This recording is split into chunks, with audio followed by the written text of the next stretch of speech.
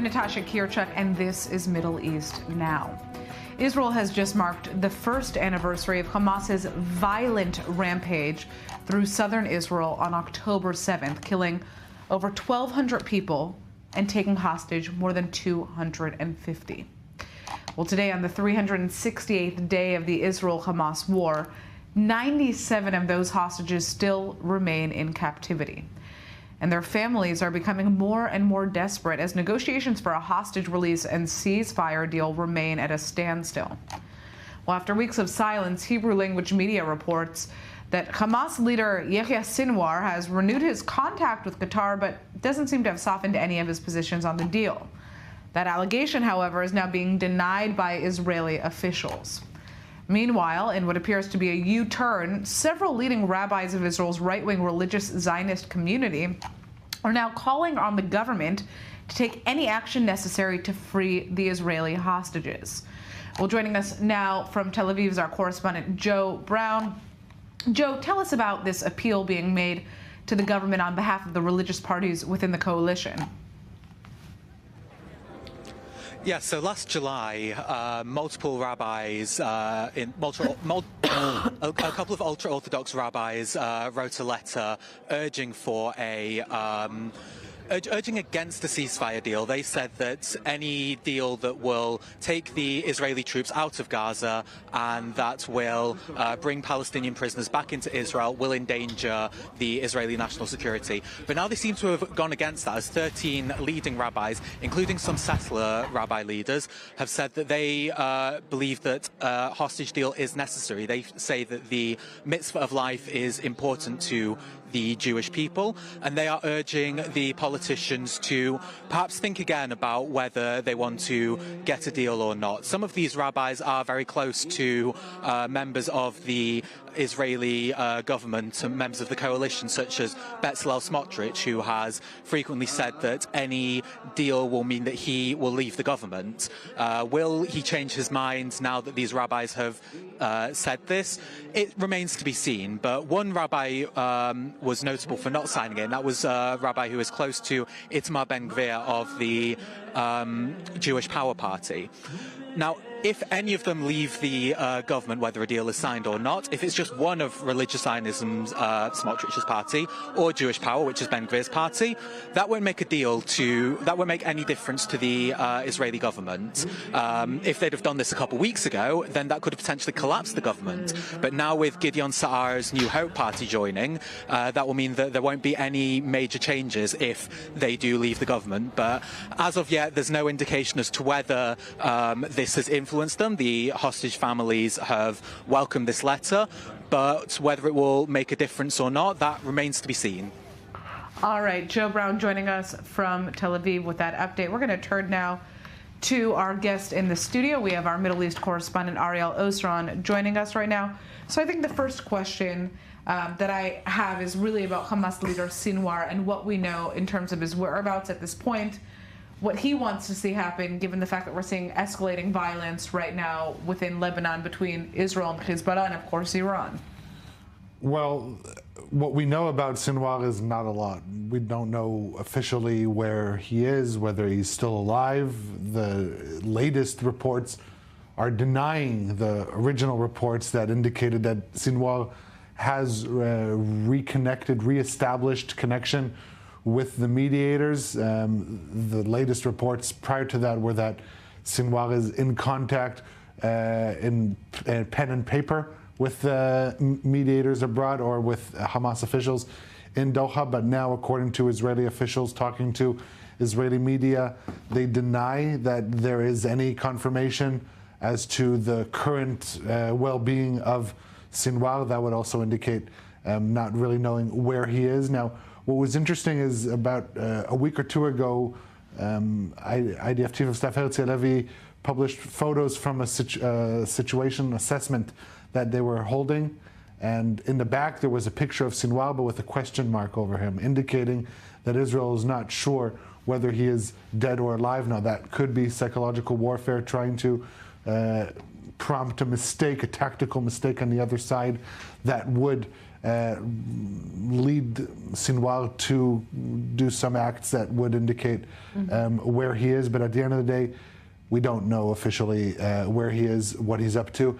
As for his willingness to prolong this war, since the start, we knew even before the October 7th rampage, we knew that he is willing to sacrifice tens of thousands of Palestinians for the cause of also releasing Hamas prisoners from Israeli jails, Hamas terrorists, but also to bring back the Palestinian issue to the world stage. And he has so far succeeded in those two in those two missions, and with this war expanding also to the Lebanese front, that's fine and dandy with him. If you would ask him if he were available to respond.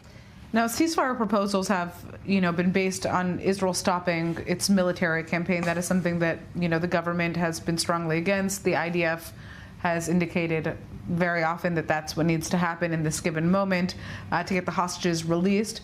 But what do polls tell us now about where the Israeli public stands in terms of what they want to see happen next in Gaza? Yeah, so polls are pretty consistent regarding Israel's wish, or the wish of Israelis to see a deal that will bring upon the release of the 101 hostages. About 66% are in favor of a ceasefire hostage release deal. But it's when you get into the details of what that entails that changes often the results. When you ask the question, okay, so leaving the Philadelphia corridor, are you willing to accept Israel leaving the Philadelphia corridor for a deal? You see the percentage drop to about 50% in support, and that would indicate a success on the part of Netanyahu, trying to show that the Philadelphia corridor, that's the 9-mile-long border on the south of Gaza with Egypt, that is a key strategic tool for Israel. Right now, Israeli forces are positioned in two places in the Gaza Strip, on the Philadelphia corridor and on the Netzarim axis. That's about halfway down the middle of the Gaza Strip, separating it from north to south. Other than that, you have the intelligence-based raids that are going on now in Jabalia. After Jabalia, who knows where it could be, and that's the current policy right now of being based on those two corridors and using those to launch operations elsewhere in the Gaza Strip. Ending the war would essentially mean the end of Israel's capability to carry out such operations, and with Israeli leaders saying that the next phase in Gaza would be nightly operations like what we're seeing in the West Bank or currently in Gaza, that they would continue. It's not quite clear how that sits with an agreement or a commitment by Israel, if there were a deal, to remove its forces from Gaza. All right, Ariel, we're going to come back to you shortly, but I'd like to turn to our next guest. Yesterday, Israelis and Jews around the world spent the day commemorating the lives lost on October 7th of 2023 following Hamas's violent rampage across southern Israel. But how was that day marked by the Palestinian community?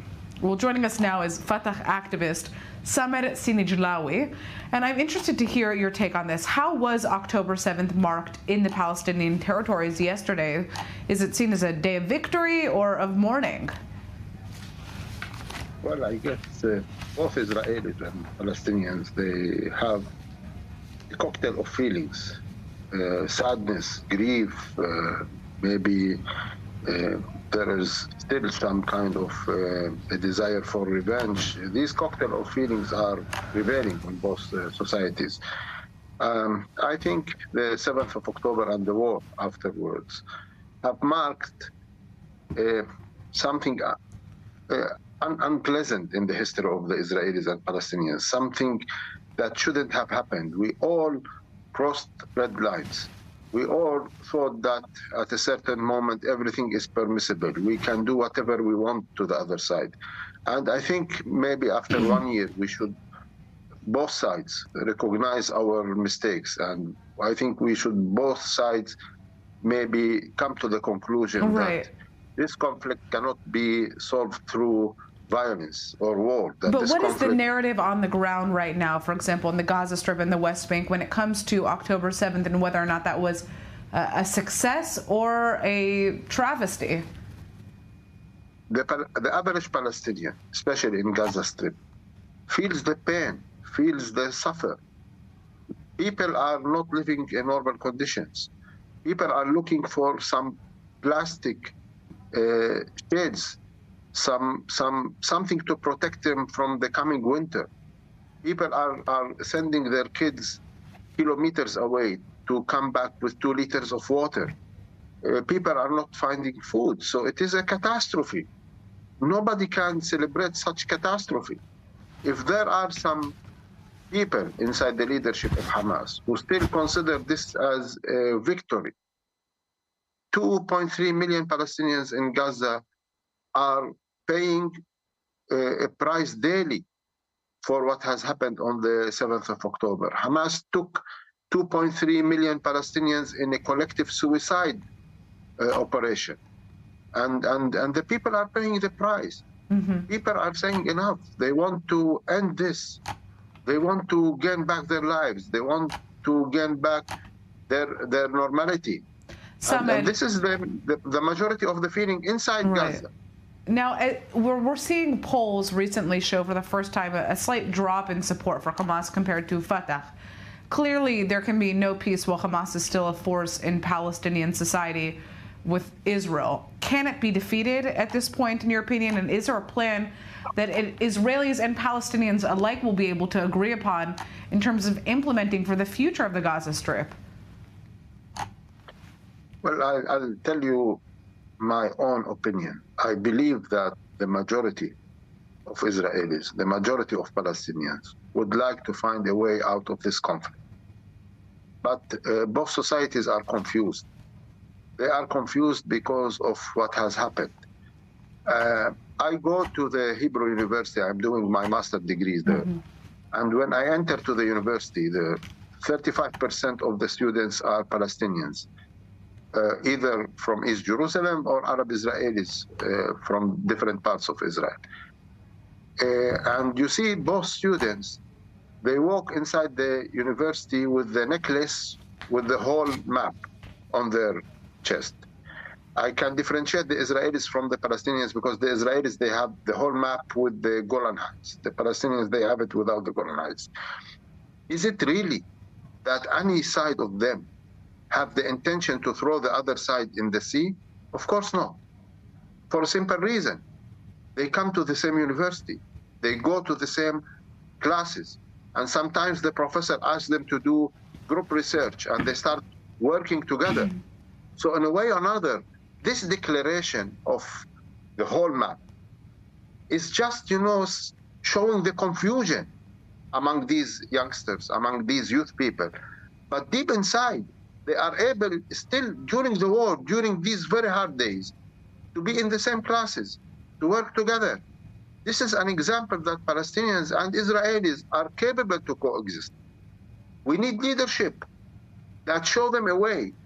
Now the polls is part of the confusion because people are lost. They don't trust that there is an alternative that can bring them to the safe area.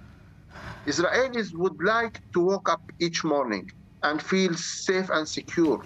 Today, Israelis, they wake up each morning and feel that they are in threat, that their lives are not secure. And Palestinians need to wake up each morning and feel that today is going to be better than yesterday. Currently, Palestinians wake up and feel that today is going to be worse than yesterday. So with a proper leadership, both sides will gain trust that they can live and coexist in full security with Israelis and full freedom and dignity for Palestinians. It is doable. And the example of the Hebrew University shows us that it is doable. All right, Samar Sinijlawi, thank you so much for some insight there. Interesting to hear the Palestinian perspective on October 7th.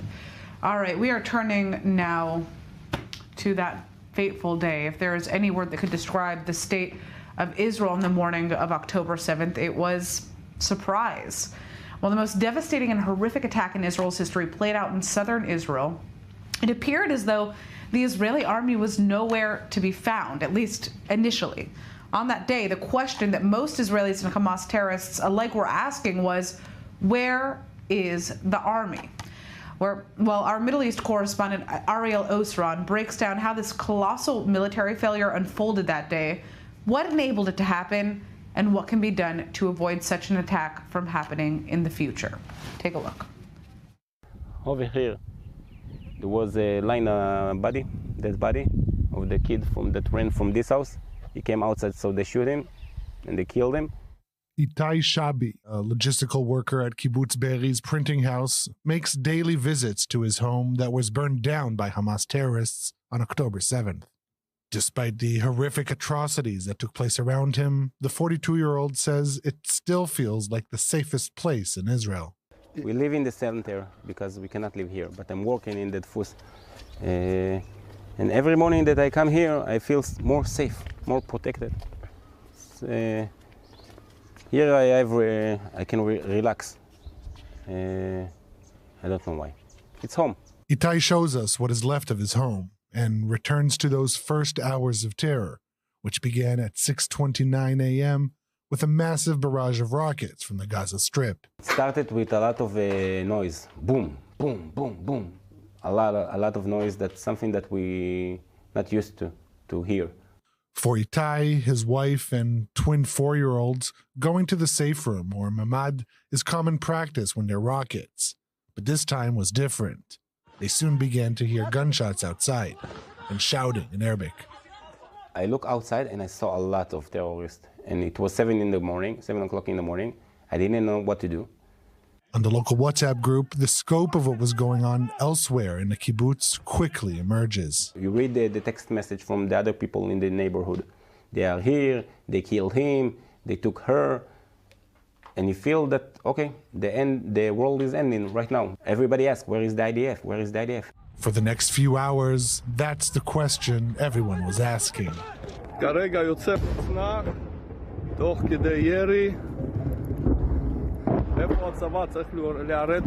October 7th is considered the worst attack in Israeli history. At least 3,000 armed terrorists and another 3,000 Gazans stormed into dozens of Israeli border posts, communities, and an outdoor music festival. There, they brutally massacred, raped, and tortured nearly 1,200 civilians and soldiers. 251 people were kidnapped and taken to Gaza as hostages. In the first critical hours of the attack, only a handful of commando forces arrived in the area to block the outpour of terrorists.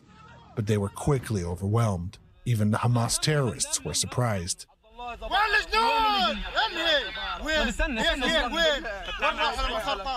It wasn't until 2 p.m. that the bulk of the soldiers began to arrive in the area. But even then, they didn't enter the communities. It would take many more hours until that would happen. Back in the safe room in Kibbutz Be'eri, Itai and his family now have a new problem. 10 o'clock in the morning, they broke the door of the house, broke in. My dog started to bark, and so they killed her. They shoot her 4 times. And then it was quiet. It was very, very scary. You know they are now in your home. After they tried to open the mamad, and me holding the handle from the other side, they left the struggle on the door and broke the acoustic ceiling. And over there, they shovel a tire of a car tire, and they light it off. With the safe room filling up with smoke and the door handle broken in the struggle, Itai knew there was only one thing he could do. I opened the window. In the first day, I thought that somebody gonna wait here, but we have luck. So the first thing I saw, it was this palm tree. I put my kids here. She brought one kid, I put here. The second kid, she came out. I closed the window like that, and I got inside. And what we did, we sat like that. I put it on my, something like this.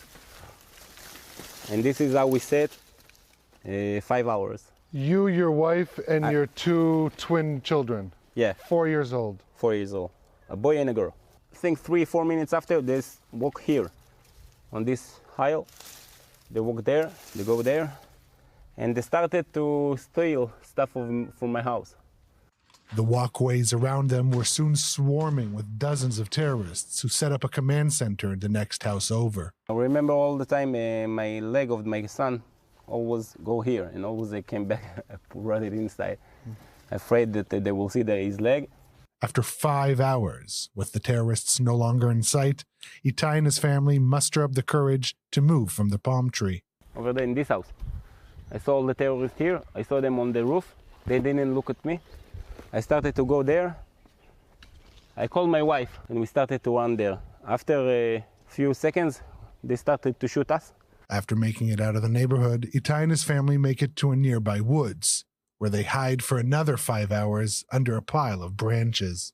The Israeli military on October 7th was caught completely unprepared. Colonel in the reserves Miri Eisen has been in the field of combat intelligence for many years. She describes what happened on that day as a complete systems failure.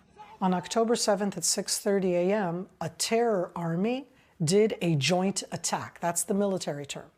They attacked pretty much at 60 different locations along the fence or along the wall between the Gaza Strip and Israel, broke through it above ground by blowing it up, by tearing it apart, and jointly at the same time, different forces took out with quite, I don't want to say primitive weapons, but very basic weapons, all of the different sensors, the eyes and the ears of the IDF, the observer posts. They just took them pretty much all out at the same time. Just 2 days earlier, she gave a chilling prediction.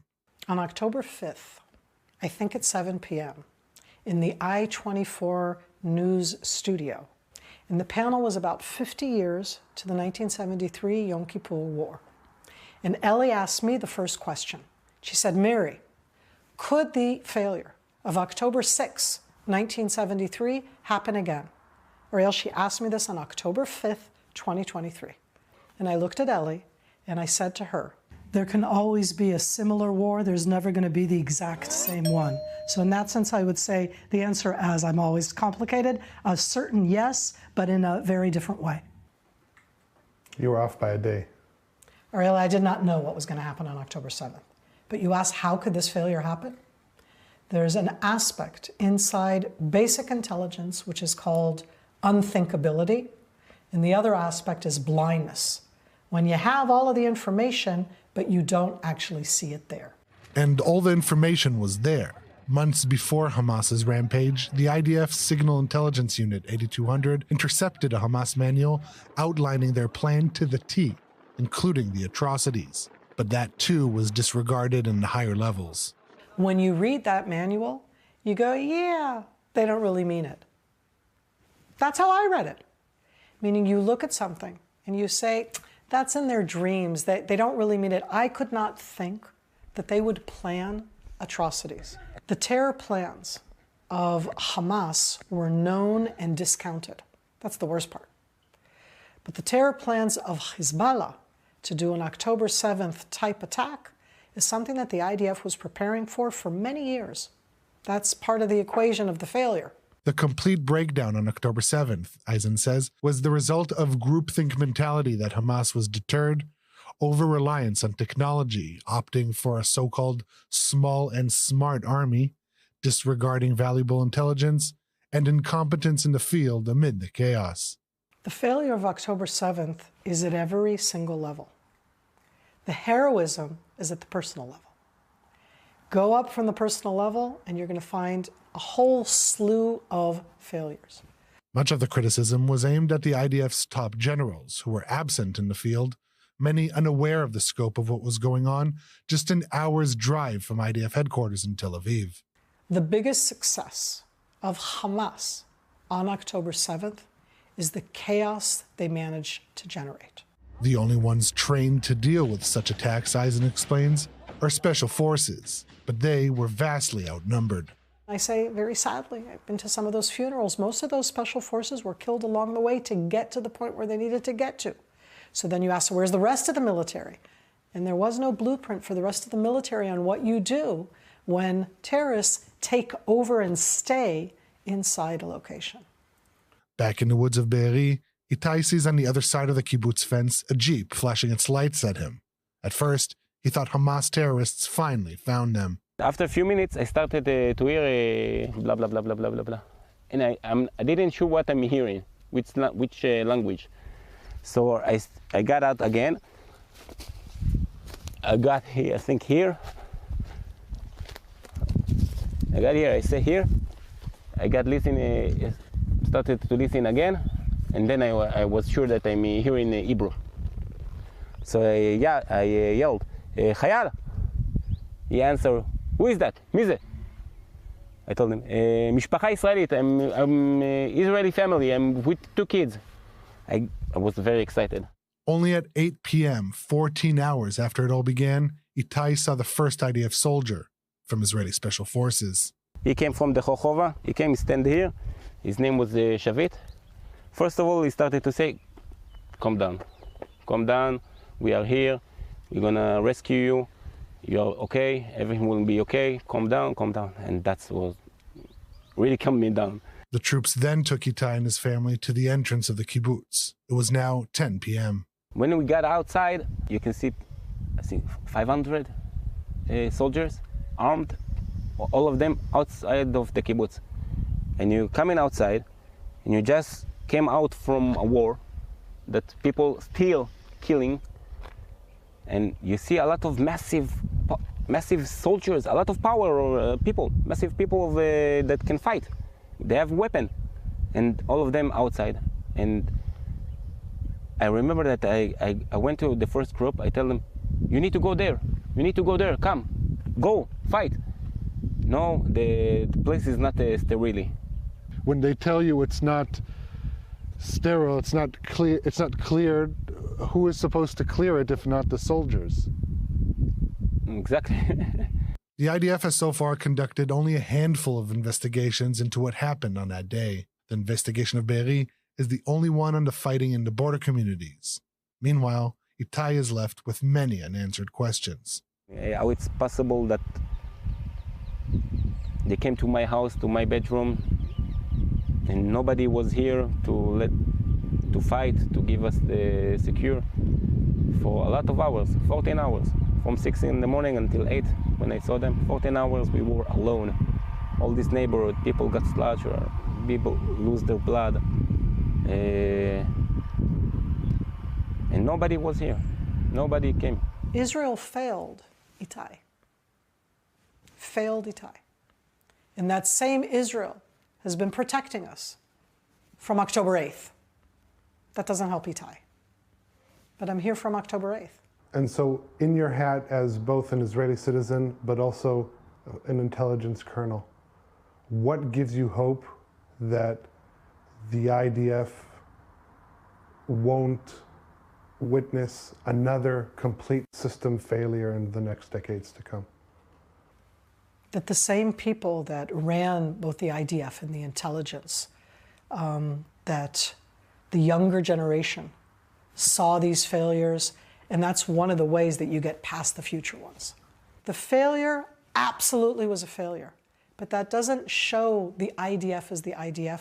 It doesn't show the strength of Israel. It's the same Israelis who are now fighting. It's the same Israelis who are up in the northern arena, and it's the same Israelis that we're going to rebuild this country.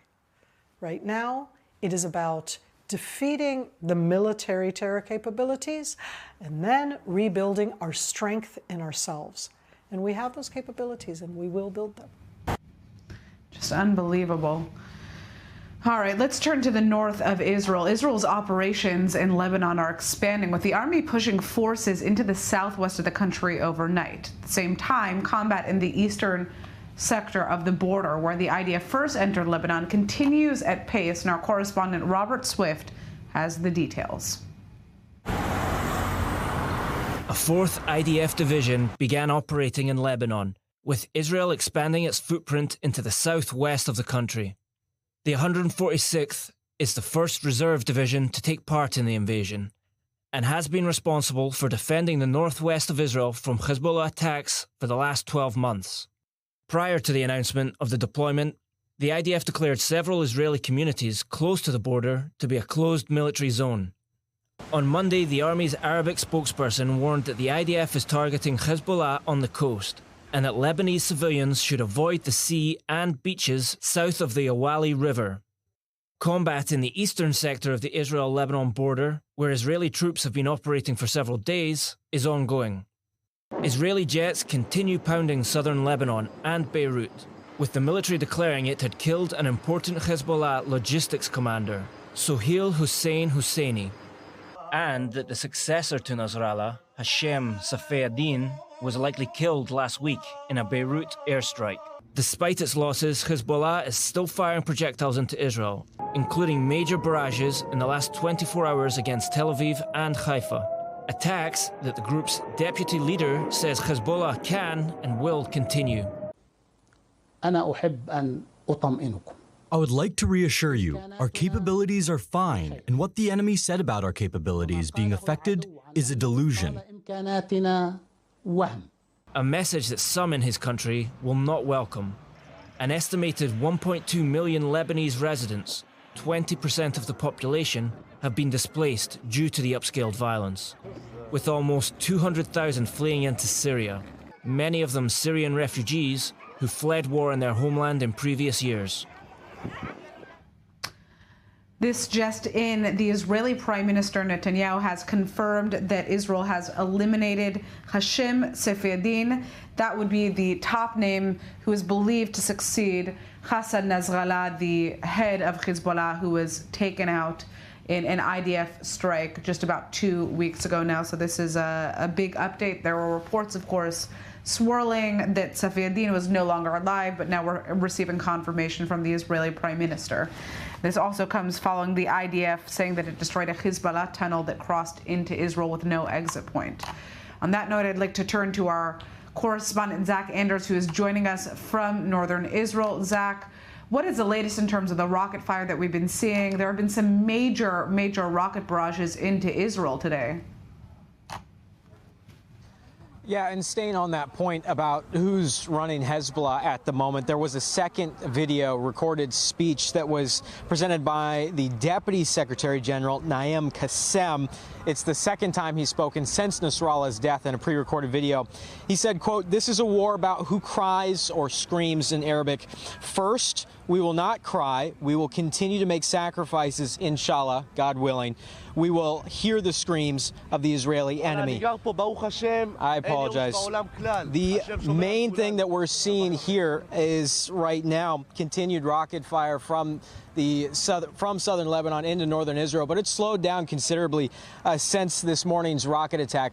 The damage that you see here behind me, actually you might not be able to see it because of it's becoming dark now, but the damage that was inflicted here and the 12 casualties across the north came in a rocket barrage, the largest into the Haifa metro since this war began, just moments after Naim Qassem's speech or pre-recorded video ended. So an interesting element there is he in that speech once again saying that there will not be a withdrawal, there will not be a disarming of Hezbollah, that they will stay below the Litani River, although he did in one of those moments de-link a prospect of a ceasefire deal away from a ceasefire being required in Gaza, which was interesting there. But then again, it still begs the question, who's really in charge at this point? Who is running Hezbollah? Now, on the IDF front in southern Lebanon, the total now on day 8 of this ground operation inside Lebanese territory, the IDF says 600 Hezbollah men have been killed.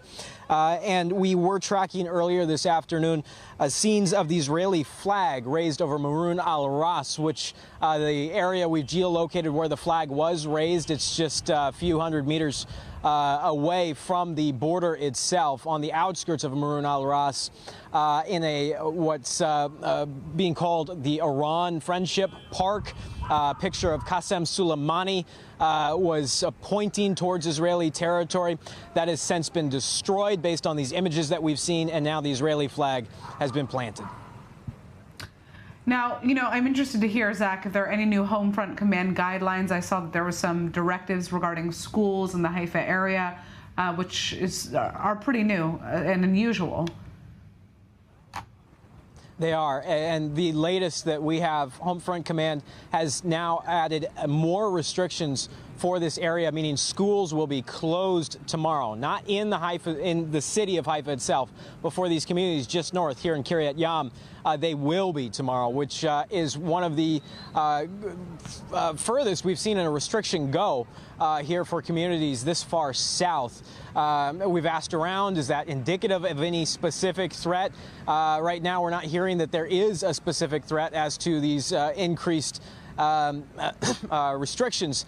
However, we are hearing at the same time that the IDF ground forces that are entering into Lebanon are entering into another stage, another phase of the fighting, and that they are pushing deeper inside the country. Perhaps the reason for today's earlier rocket fire and for today's new home front command guidelines being that the fight is picking up considerably. I should note that in Maroun al-Ras, from what we are hearing based on conversations that we're actually having with soldiers in the area, that there was limited resistance, much different than in 2006 when IDF ground forces were in Maroun al-Ras in a gun battle that lasted for days. It seems like they were able to roll in rather successfully, rather quickly, and met minimal resistance. Right. All right, Zach Anders joining us from the north of Israel. Thank you for that update. We see you had a lot of fans in the background who were trying to get some screen time, and you made it through. All right, we are turning to our next guest. Joining us now is Hussein Abdul Hussein, a research fellow at the FDD. Now, the U.S. reportedly is not pushing for a ceasefire with Hezbollah. Why are strategies so different in Lebanon and in Gaza when it comes to American policy? Well, I think the U.S. has come to the conclusion that the diplomacy that it was waging during the first 10 months of the war was really not fitting the situation. They advised Israel to accept Nasrallah's proposal to tie the two wars. That is, Nasrallah said that they'll only stop war if the war stops in Gaza. Now, we know that this is not happening. And of course, I think that we see now the state of Lebanon, the speaker, the caretaking prime minister, the other oligarchs, all of them are coming out and saying, we are untying our war from Gaza. And remarkably, Naim Qasim today hinted that it's something that Hezbollah might consider. Now, Hezbollah launched major rocket attacks on Israel, targeting the Haifa area more specifically today.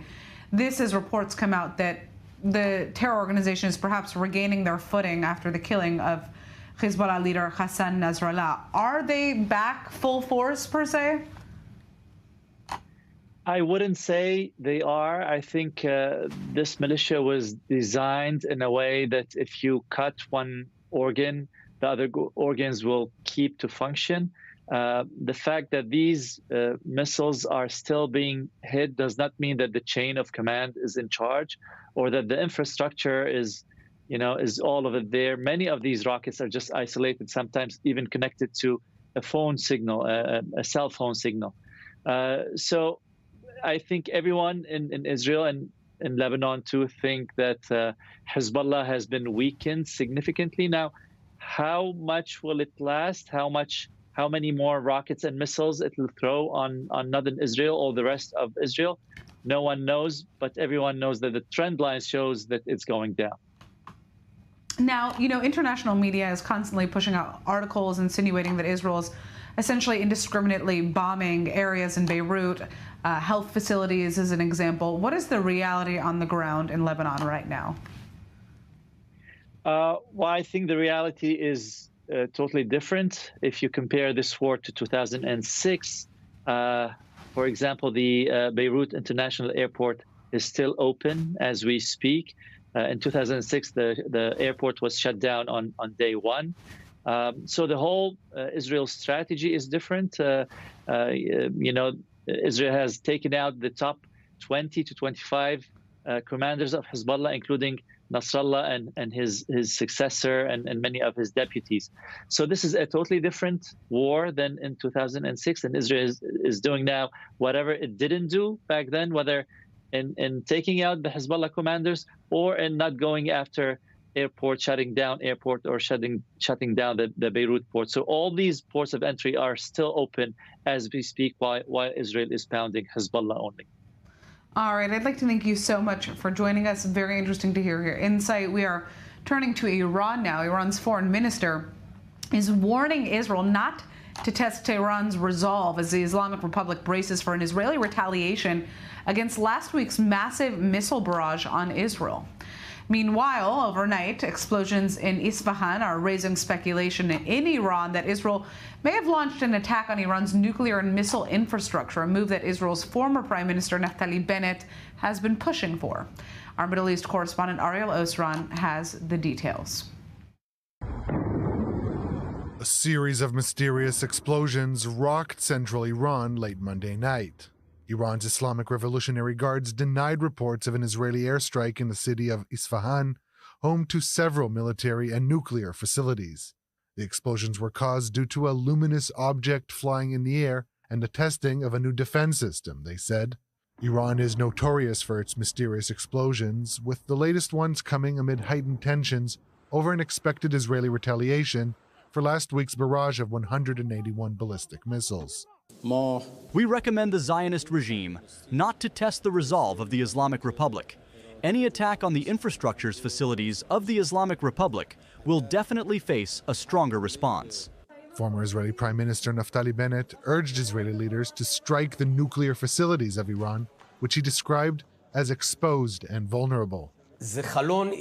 This is a one-time window of opportunity in which we have both the legitimacy and the capability to deliver a heavy blow to the Iranian regime and its nuclear program.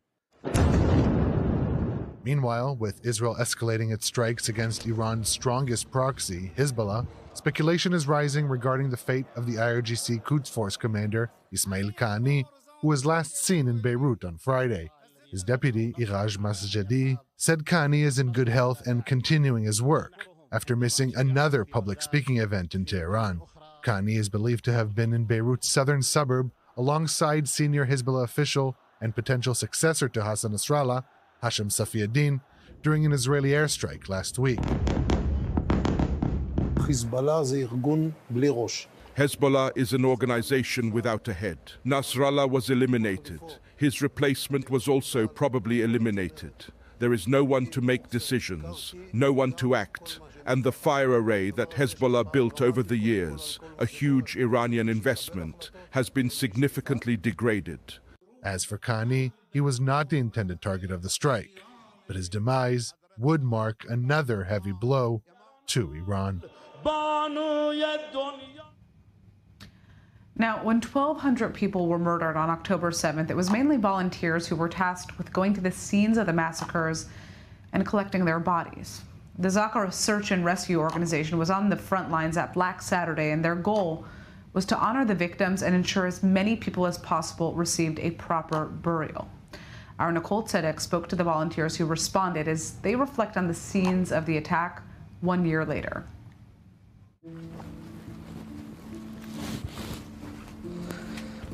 As you can see, the destruction of the house.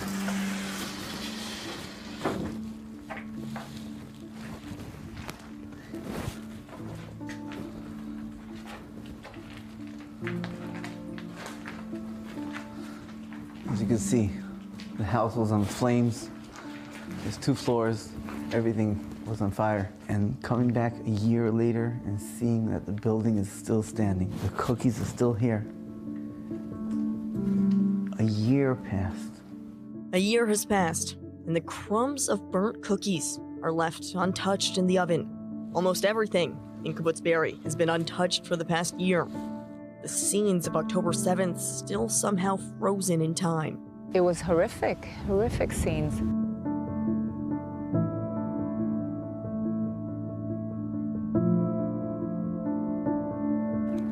It's a year past. And I can remember, like, it was just this moment. The smell, I can still feel it. Feel the smell. These are the volunteers that were tasked with the unimaginable. For 2.5 weeks, we collected the bodies and the remains of the people that got killed. אתם יודעים מה היה פה אחרי יומיים, אחרי 3 שנשארו בשמש? זה אי אפשר, זה ריח שלא יוצא מהמוח, שלא יוצא בפנים. I've seen bodies, but here it was, you know, it was totally different. First of all, the amount of bodies. I've never seen that many bodies at once. and the state they were in. The bodies ZAKA volunteers had to collect from southern Israel weren't killed. They were massacred. You describe different situations and you think to yourself, what's the worst scene that you could see? This body over here was burned, but in the skull there was a knife.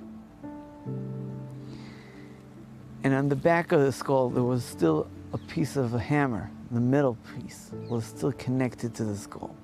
There are countless stories of torture from October 7th just like this. But these aren't the stories ZAKA chooses to focus on.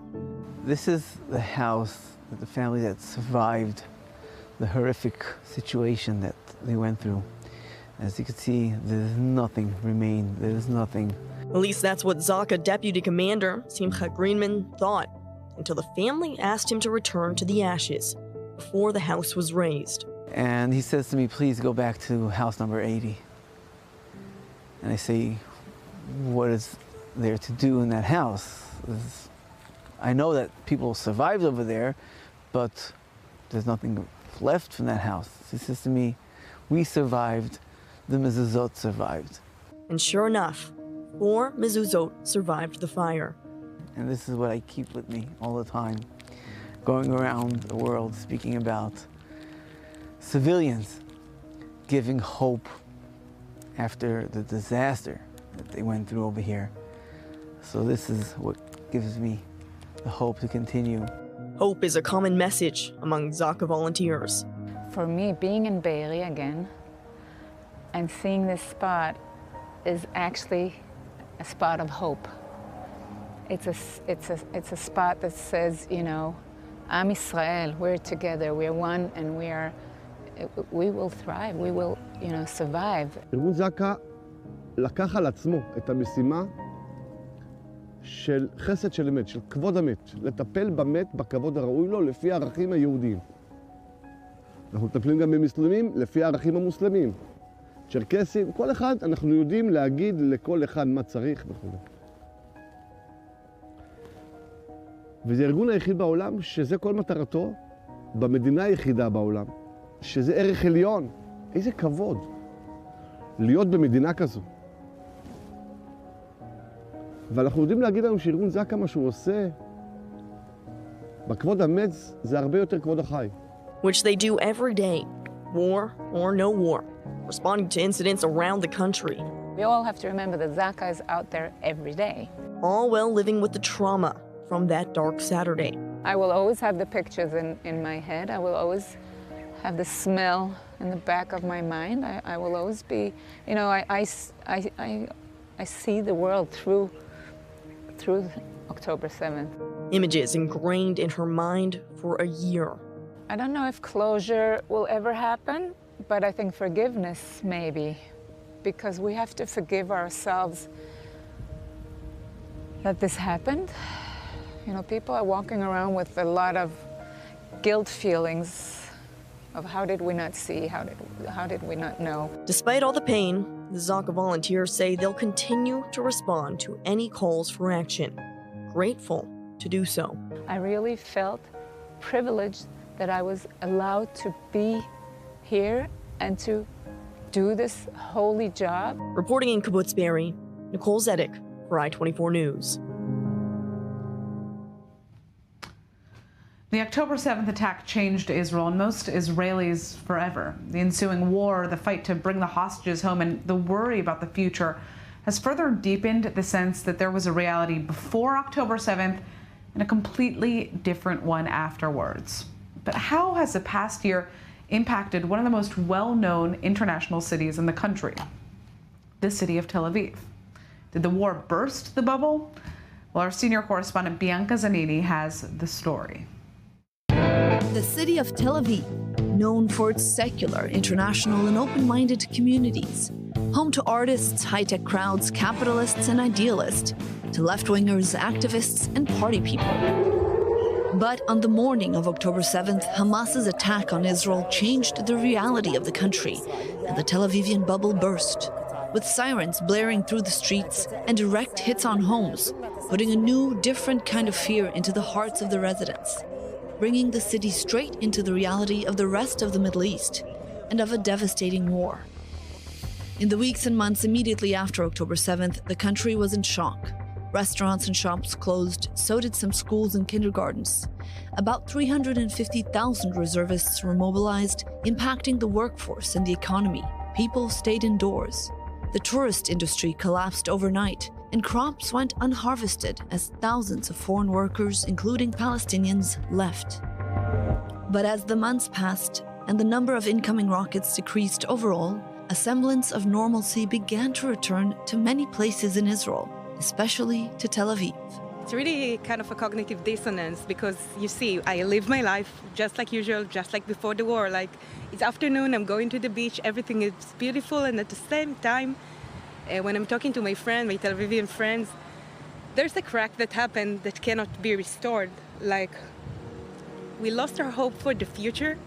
Yes, we are celebrating. Yes, we are going to coffee house. Yes, we are going to good restaurants. But from the other hand, many of us, including myself, I mean, my son is in Gaza. You know, you don't sleep the same way that you slept before because you are always worried. For any small noise, you are afraid of something. Walking through Tel Aviv on a regular afternoon, it's easy to forget that we're in the middle of a war. Throughout history, people from all faiths have come to Israel to pray. But when they come to Tel Aviv, they come to play. A year into the war, near daily anti-government protests calling for the return of the hostages held in Gaza have taken over the streets. We have this kind of double life. Restaurants that you need to wait weeks to have a seat from one hand, and from the other hand, you can find a seat in Saturday evenings because so many people are going to demonstrate, to be part of the process. Because people feel that they must do something. They must participate in the protest.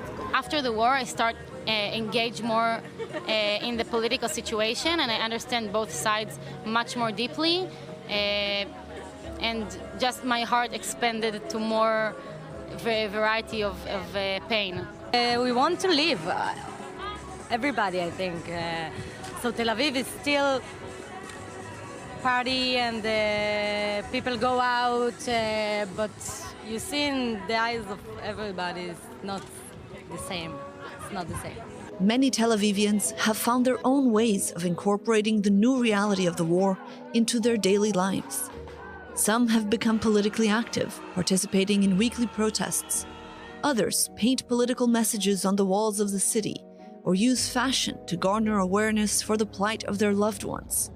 And others, like Nikki, find themselves dedicating most of their working hours to sending a message of hope and humanity in a time of conflict.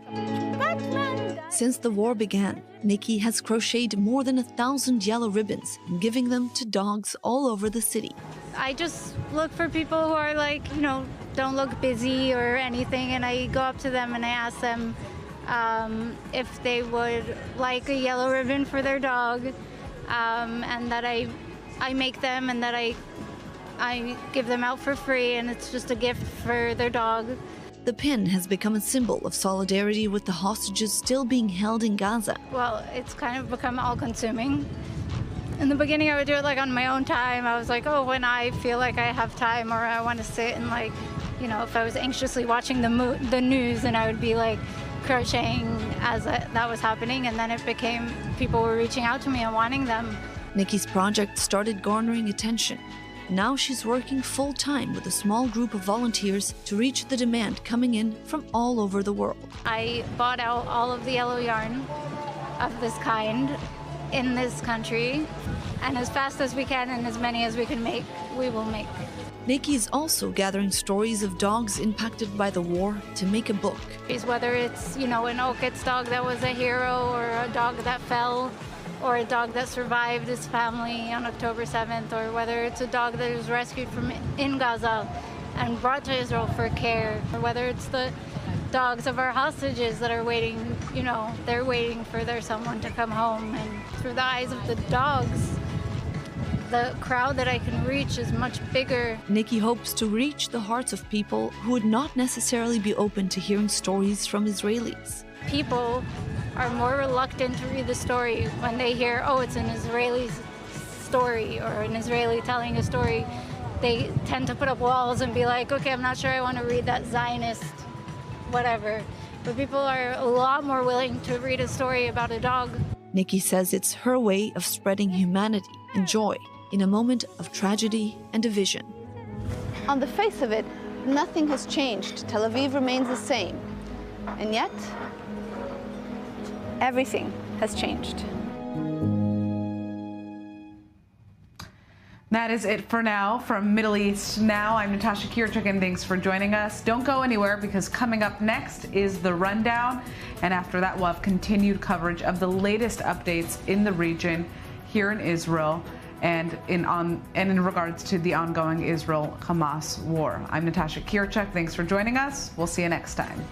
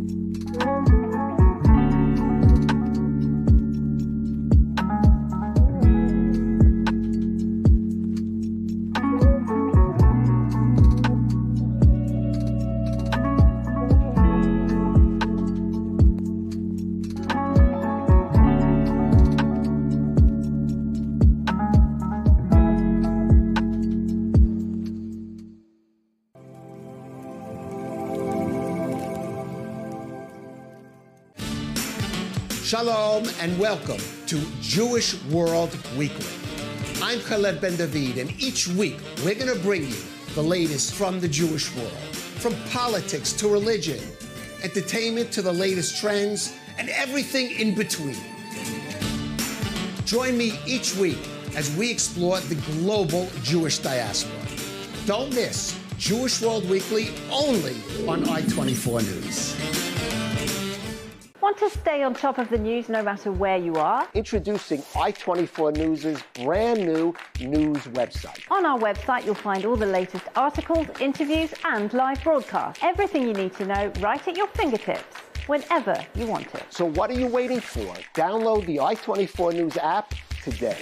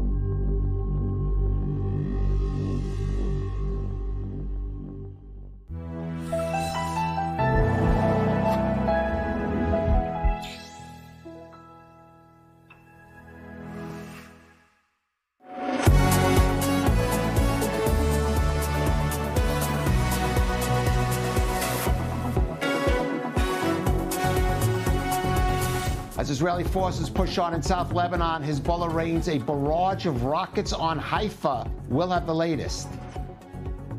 Iran warns Israel not to test its resolve amid speculation that a counterstrike to last week's missile attack could come as early as tonight. We'll take a closer look. Memorial rallies for the one-year anniversary of the October 7th massacre across America are met with pro-Palestinian, anti-Israel protest. We'll go to the U.S. for that story.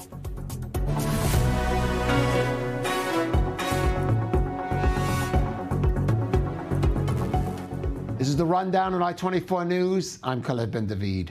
As Israeli troops advance in southern Lebanon, the IDF says its ground forces have eliminated over 200 Hezbollah fighters and destroyed dozens of weapon sites and terror tunnels in the border area. But the terror group is striking back, launching a barrage of over 100 rockets at Haifa, though only injury from shrapnel reported. Robert Swift has more on the war in the north. A fourth IDF division began operating in Lebanon, with Israel expanding its footprint into the southwest of the country. The 146th is the first reserve division to take part in the invasion, and has been responsible for defending the northwest of Israel from Hezbollah attacks for the last 12 months. Prior to the announcement of the deployment, the IDF declared several Israeli communities close to the border to be a closed military zone. On Monday, the Army's Arabic spokesperson warned that the IDF is targeting Hezbollah on the coast, and that Lebanese civilians should avoid the sea and beaches south of the Awali River. Combat in the eastern sector of the Israel-Lebanon border, where Israeli troops have been operating for several days, is ongoing. Israeli jets continue pounding southern Lebanon and Beirut, with the military declaring it had killed an important Hezbollah logistics commander, Sohail Hussein Husseini, and that the successor to Nasrallah, Hashem Safieddin, was likely killed last week in a Beirut airstrike. Despite its losses, Hezbollah is still firing projectiles into Israel, including major barrages in the last 24 hours against Tel Aviv and Haifa. Attacks that the group's deputy leader says Hezbollah can and will continue. I would like to reassure you, our capabilities are fine, and what the enemy said about our capabilities being affected is a delusion. A message that some in his country will not welcome. An estimated 1.2 million Lebanese residents, 20% of the population, have been displaced due to the upscaled violence, with almost 200,000 fleeing into Syria, many of them Syrian refugees who fled war in their homeland in previous years. And just in the past hour, while making a direct appeal via recorded message to the Lebanese people, calling on them to reject Hezbollah, Prime Minister Benjamin Netanyahu seemed to confirm reports that airstrikes on Beirut last week did kill Hashem Safieddin, who was projected as the most likely successor to Hassan Nasrallah as the terror group's leader. Here's that comment. We've degraded Hezbollah's capabilities. We took out thousands of terrorists, including Nasrallah himself, and Nasrallah's replacement, and the replacement of his replacement. Today, Hezbollah is weaker than it's been for many, many years. Now you, the Lebanese people, you stand at a significant crossroads. It is your choice. You can now take back your country. You can return it to a path of peace and prosperity. And joining us in studio for more reserves, IDF Lieutenant Colonel Doron Avital, the former commander of Special Forces in the IDF, and our Middle East correspondent Ariel Osaran. And Doron, obviously another tactical success, it seems, for Israel, taking out, Benjamin Netanyahu put it, the successor to the successor of Nasrallah, Hashem Safieddin, scoring definitely some successes on the ground. But what is victory here? What point can the IDF say that we can now pull back if needed to be?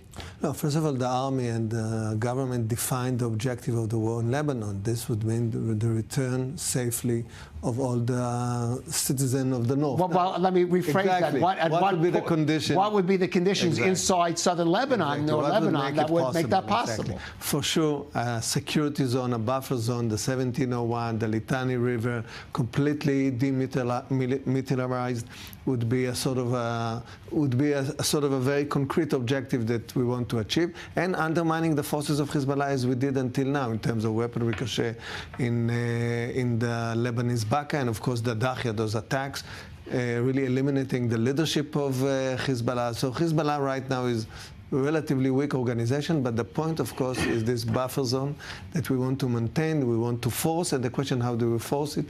In the meantime, we are just working on the ridge, the mountains ridge that are across the border. We don't get too much inside all the way to the Litani, as we did in the past, in previous Lebanon wars. And we'll have to consider that according to the development in Lebanon, what's going on with Lebanon. And we heard Netanyahu appealing to the Lebanese people whether they want to create a new infrastructure. I'm not sure they listen to him, but you have voices right now in Lebanon, different leaders of Lebanese leaders that are trying to think what will be the day after in Lebanon. Indeed, but difficult when Hezbollah are still backed by Iran and has the weapons to back that up. Sure. Let's go to Haifa now with our correspondent Zach Anders. Zach, Haifa was projected as a most likely target of Hezbollah if there should be this ground invasion, and today Hezbollah took a blow but seemed to absorb it fairly well. Hi, Kalev. Good afternoon. You know, if I look over my shoulder, I'll just tell you real quick, there are kids throwing eggs off the balcony of these apartments here, so I'm looking not for rockets, but for eggs from these kids. What we saw today, one of the largest into the Haifa metro area here in Kiryat Yam, a hit on this apartment complex behind me, blown-in windows, damage here. 12 casualties throughout the north. Emergency services tell me mostly minor. There's no serious injuries as a result of today's rocket attacks, and the IDF says more than 160 rockets have been fired from Lebanon in total today. We were seeing for, I think, the first time some direct counter-messaging after the Netanyahu video was released earlier in the day today. The moment that preceded this rocket attack into the Haifa metro was the Deputy Secretary General Naim Qassem. It's his second recorded video that's been released since Nasrallah's death. Begs the question, who's in charge of Hezbollah? Who's right now giving the orders? Well, he did not answer that, but he did say, quote, "This is a war about who cries or screams," in Arabic. "First, we will not cry. We will continue to make sacrifices, inshallah," which is Arabic, God willing. "We will hear the screams of the Israeli enemy."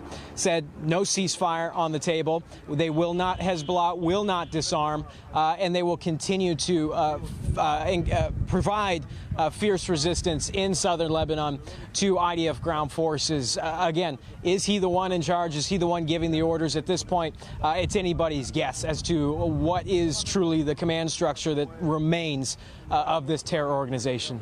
All right, Zach Anders, some kids in Haifa seem to think Halloween has come early, not that that's celebrated here, and I'm not sure it's the day, Haifa, for such hijinks. Zach Anders, thank you for that.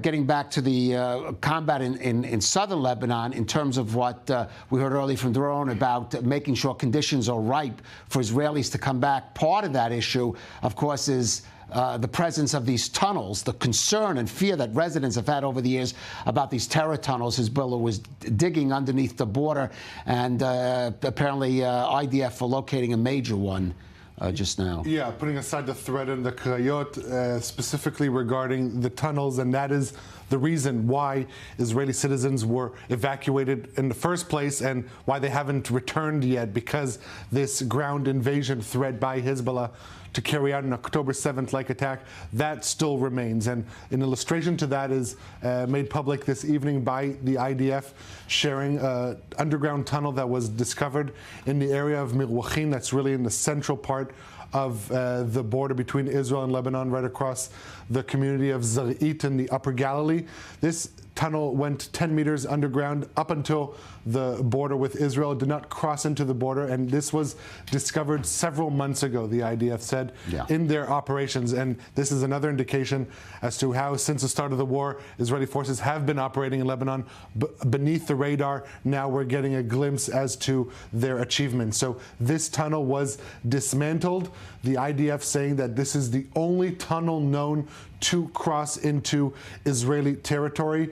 I do have indications that that is not necessarily the case, that there could potentially be others. But regardless, this is what local leaders have been warning about for years on the northern border. And several in different locations saying they've heard sounds of digging and of speaking in Arabic even. Right. But there was this military operation under Gadi Eisenkot that dismantled some of that. Dismantled 6 or 8, but several years. There are indications that there are potentially more. So at the end of the day, this is a clear example as to why Israel has this ground threat that is still there, because this is one example, but there are potentially others, not necessarily crossing the border into Israel, but facilitating an easier ground operation for Hezbollah's special forces, Radwan. This is what Israel's ground operation in southern Lebanon is intended to do. Right. IDF spokesperson Daniel Hagari expected to speak later this evening, and I imagine he's going to give us some more details about that terror tunnel. Meanwhile, Iran's foreign minister has warned Israel not to test Tehran's resolve as it braces for retaliation for last week's massive missile barrage on Israel. Meanwhile, overnight explosions in Isfahan in Iran have raised speculation that Israel may have launched an attack on Iran's nuclear and missile infrastructure, a move that Israel's former Prime Minister Naftali Bennett has been calling for. Our Middle East correspondent Ariel Osran has a closer look at that. A series of mysterious explosions rocked central Iran late Monday night. Iran's Islamic Revolutionary Guards denied reports of an Israeli airstrike in the city of Isfahan, home to several military and nuclear facilities. The explosions were caused due to a luminous object flying in the air and the testing of a new defense system, they said. Iran is notorious for its mysterious explosions, with the latest ones coming amid heightened tensions over an expected Israeli retaliation for last week's barrage of 181 ballistic missiles. We recommend the Zionist regime not to test the resolve of the Islamic Republic. Any attack on the infrastructure's facilities of the Islamic Republic will definitely face a stronger response.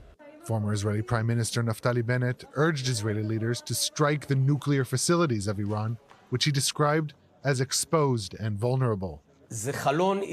This is a one-time window of opportunity in which we have both the legitimacy and the capability to deliver a heavy blow to the Iranian regime and its nuclear program. Meanwhile, with Israel escalating its strikes against Iran's strongest proxy, Hezbollah, speculation is rising regarding the fate of the IRGC Quds Force commander, Ismail Qaani, who was last seen in Beirut on Friday. His deputy, Iraj Masjidi, said Qaani is in good health and continuing his work after missing another public speaking event in Tehran. Qaani is believed to have been in Beirut's southern suburb alongside senior Hezbollah official and potential successor to Hassan Nasrallah, Hashem Safiuddin, during an Israeli airstrike last week. Hezbollah is an organization without a head. Nasrallah was eliminated. His replacement was also probably eliminated. There is no one to make decisions, no one to act, and the fire array that Hezbollah built over the years, a huge Iranian investment, has been significantly degraded. As for Qaani, he was not the intended target of the strike, but his demise would mark another heavy blow to Iran. Doron, whatever that incident at Isfahan was, it doesn't seem to be the kind of response most Israelis, most of the world are waiting from Israel. So the question is, now, when and what exactly? First of all, this doesn't fall under the category of the Israeli attack. And it might be accident, it might be sabotage, you can't tell. But the attack that we're expecting there, I think Israel weighs the different options. And of course, everybody knows the different options: nuclear infrastructure, oil infrastructure, civilian infrastructure, and military targets. And it seems that right now the window is centering around the military target in terms of the position that can be in sync with the U.S. And we have the gallant visit now going to the U.S. Well, let me explain. He's supposed to meet certainly Lloyd Austin on Wednesday. Exactly. Would it more likely come before that meeting to afford the U.S. some deniability, or afterwards to make it appear that it was coordinated with the White House? Interesting game theoretical scenario to weigh those options. I would have liked an attack like this is taking place. The Minister of Defense should be here. So I'm not sure whether the Iranians now are like waiting or thinking that this is a sort of a trick that we're pulling off against them. But there would be attack. I would assume that it would be responsible or measured, as the Americans say, and the context would be a military target, but there's no telling because this government can go different ways. Right. And we see the opposition, both Lapid on the center left and both Bennett, the ex-prime minister, very aggressively talking about nuclear infrastructure or civilian oil infrastructure. I don't think it's the wisest. And we have also to take into account that we have to be very successful in the operation. I mean, when you conduct such an operation, you can't come out not successful. So it has to be well planned, well measured, and the verdict should be very clean and clear. I don't think nuclear infrastructure is this kind of a target. We can achieve this kind of success if we go in this direction. The nuclear infrastructure. Exactly. And I think hitting the oil infrastructure a few weeks before a U.S. presidential election. Yeah, it wouldn't be the wisest move in the game. I don't think you want to, that may not be seen as a wise move, especially immediately after the election. Lame duck Joe Biden will have a free hand to do whatever moves he want to make, and that may be something Prime Minister Netanyahu has to take into account. Let's turn now to the Gaza front, where IDF troops continue their renewed offensive in the neighborhood of Jabalia to prevent the retrenchment of Hamas forces in the northern half of the Strip. Fighting there claimed the life of 20-year-old Staff Sergeant Noam Israel Abdu, bringing to 350 the number of soldiers killed in the Gaza offensive. The IDF says it's taken out more than 20 Hamas terrorists in the Jabalia area over the past 2 days.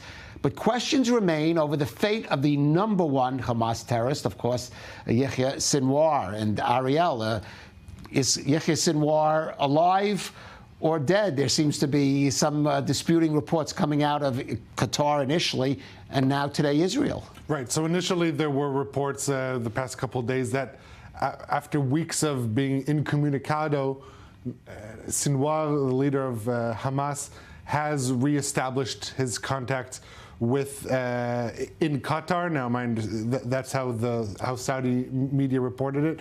My understanding is that that contact is with Hamas elements in Qatar, not necessarily with the negotiators. But regardless, today in Israeli media, Israeli officials denying that Sinwar has made contact with either the negotiations or anyone in Doha in Qatar, saying that there still hasn't been any word from him. But I think the focus shouldn't necessarily be on whether Sinwar is alive, not where is he, because in the absence of Sinwar, there will be someone else in Hamas. And that also, that equation can also be implicated regarding the future of Hamas in Gaza. In the absence of an alternative for Hamas, whoever succeeds him, or even Sinwar, they will continue to reemerge, to reestablish their hold in different areas of the Gaza Strip that IDF forces have left. Currently, they're positioned along the Philadelphia corridor, that's a southern border between Gaza and Egypt, and the Netzarim corridor, that's halfway in the middle of the Gaza Strip, splitting it to north and south. Now, as to this operation in Jabalia, we've seen operations like this elsewhere on the Gaza Strip in areas that the IDF has left. They see a reemergence of Hamas via their civilian apparatuses to establish their foothold, and then they, following intelligence, operate in that area. This is a cat and mouse game that can go on for years in the absence of establishing what's called the day after in Gaza. In the absence of an alternative for Hamas, this reality will continue, and that is regardless of whether Sinwar is dead or alive. All right. Well, certainly in a related story, the one-year anniversary of the October 7th attack has come and gone now, and the 100 Israeli hostages still held in Gaza have unbelievably now entered their second year of captivity. Now, following yesterday's moving alternative ceremony organized by the hostage families, some of them are out again tonight at Hostage Square. Let's go to our Joe Brown, who's out there with them. And Joe, what's going on there this evening? Something somewhat of a different demonstration or rally, you might say, this evening. That is correct, Kalev. I'm going to step out of frame for 1 second just so you can see what is going on behind me. This is an event created by the Hostage Families Forum. It is called Singing for Their Return. And I'm not going to speak for a couple of seconds just so you can see what is going on here. So they're largely singing Jewish songs, Israeli songs. These are songs that almost everyone in this crowd is aware of. There's only allowed to be a maximum of 2,000 people here because of the IDF's Home Front Command, similar to the events that happened yesterday, the one in Park Hayakon, which was also created by the hostages' families. But it's a very, very somber mood here right now.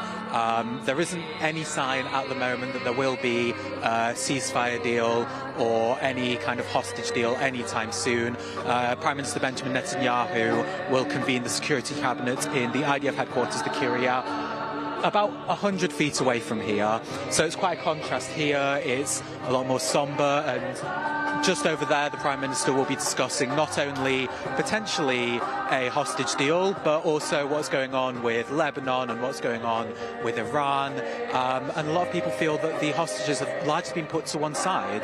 As you mentioned, this is 1 year and 1 day since they have been taken into Gaza. We're hearing that there's a lot less intel than before because a lot of the contact with Hamas is getting disintegrated with the strikes. And that's quite worrisome for the family members. There have been meetings around here for the family members of the hostages, including American-Israeli hostages, such as Itai Chen and Omer Nutra. And it's all in all just a very somber atmosphere, very somber feeling right now. All right, Joe Brown there at Hostage Square, and Doron, you could understand the atmosphere. Second year of captivity. For sure. I mean, Israel has seriously to weigh its option. I mean, there was the old framework that doesn't seem to lead to nowhere, and right now people are discussing the option of all-in-one deal. I think it was Gal Hirsch who actually said today that right now all hostages are under the category of humanitarian cases. And we heard the spokesman of Hamas talking about the condition that the hostages are mentally and physically. So the question, where do we go from here? It's very much related to the day after discussion, okay? Because if we have to stay, if we stay in Gaza and if we keep conquering Gaza and we take the humanitarian obligation on us, then it means that we are the military power in Gaza. Then this is one avenue that things can take. The other avenue is a day after a deal and recovery for demilitarizing Gaza. This would be the other option, and Israel would have to weigh soon its options. Right. Now, we do have to remember, it's not just Israelis who are held hostage in Gaza, which have been the focus, certainly, of the anniversary. There are also dozens of Thai workers who were employed at the kibbutzim targeted by Hamas that have also were either murdered or kidnapped in the Gaza. 6 still are believed to be held captive there today. Here's a story of one of them.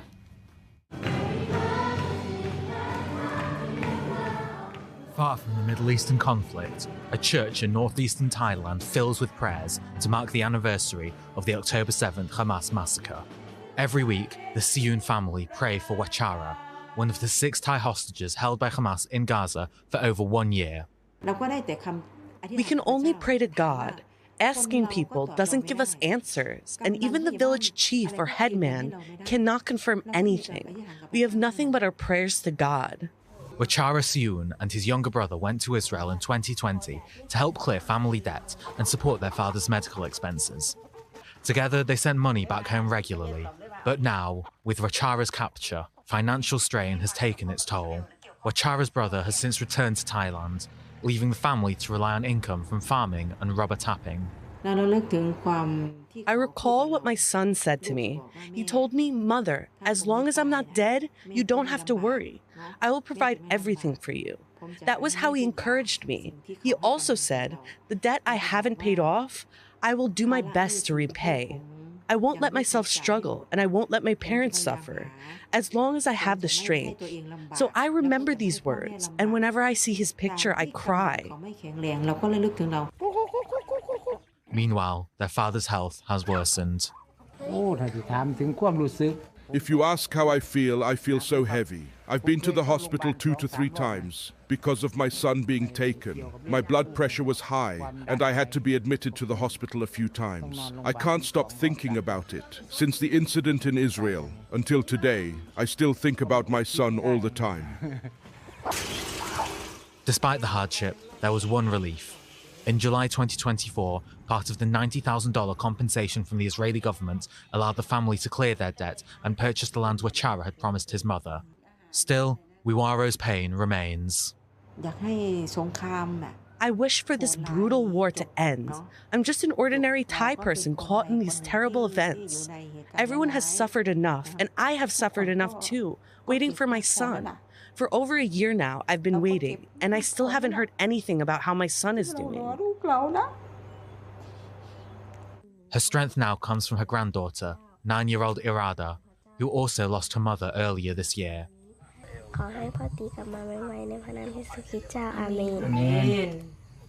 During the October 7th onslaught a year ago, Hamas terrorists killed 41 Thai nationals and abducted 30. Thailand's Prime Minister, Paetongtarn Shinawatra, has taken diplomatic steps, speaking with Iranian President Masoud Pezeshkian to attempt to secure the release of the remaining Thai hostages. But for the Siyun family, the wait is agonizing. If you can hear me, if you can see this, I want you to stay strong and endure. Come back to your daughter. Come back to your father and mother. Everyone is still waiting. Everyone still has hope that one day you will be standing here, at the land you bought, that we will be able to work together to provide for the family. You can then take pride in what you do or whatever you manage to achieve.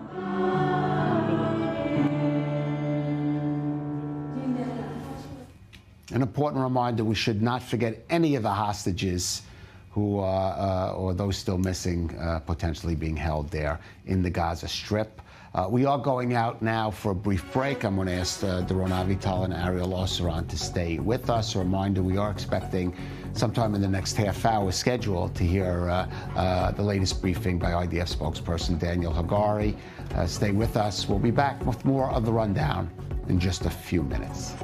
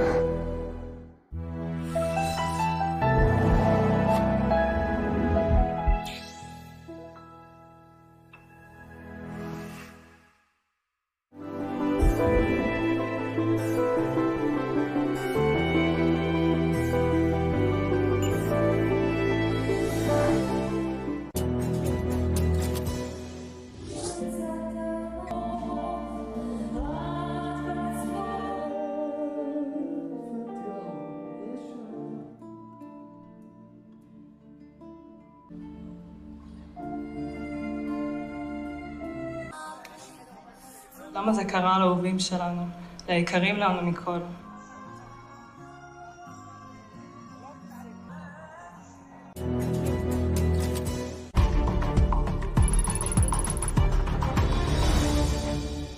This broadcast is brought to you by Israel Bonds, the most direct and impactful way to support Israel. Invest now at israelbonds.com.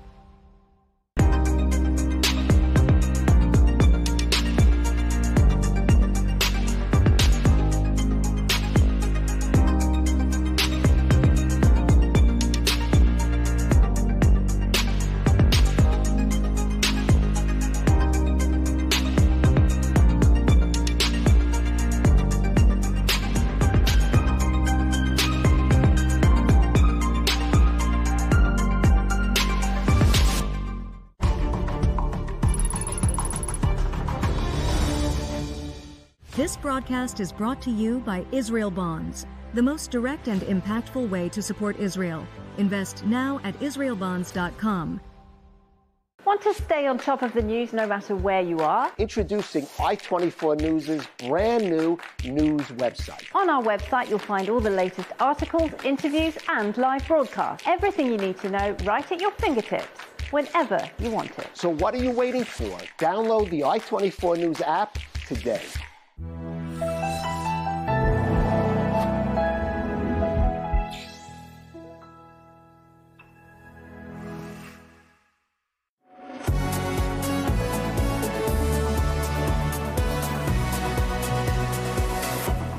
Welcome back to I-24 News. Still with us, Colonel Doron Avital and our Middle East correspondent Ariel Osron. And Ariel, we're getting some reports, breaking news out of Syria.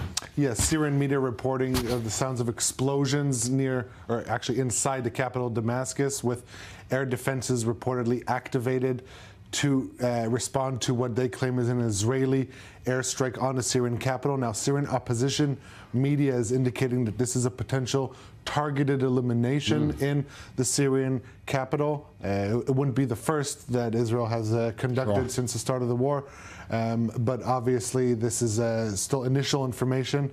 The target, the strikes were in the El Mazeh neighborhood, considered an upscale neighborhood in the Syrian capital, also an area used by Hezbollah and pro-Iranian militia. So it wouldn't be a surprise if indeed one of their assets in the area was targeted.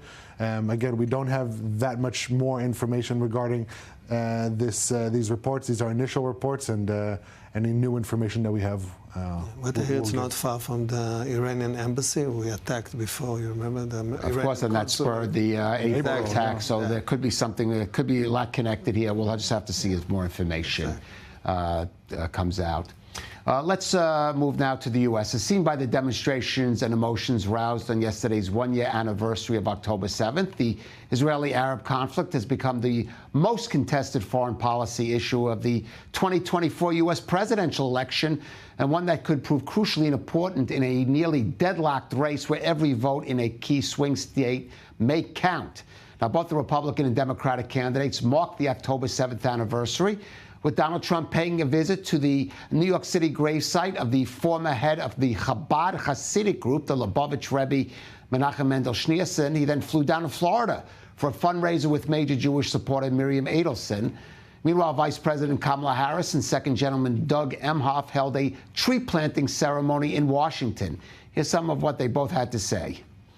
October 7th was not just the deadliest day for the Jewish people since the Holocaust. It was not just the worst terror attack since 9/11. It was an attack on humanity itself. It was a hideous, incredible cruelty. It was chilling savagery. It was demonic delight and the destruction of innocent life. On October 7th, it seemed as if the gates of hell had sprung open and unleashed their horrors onto the world, and that's exactly what happened. We must reunite the hostages held in Gaza with their families.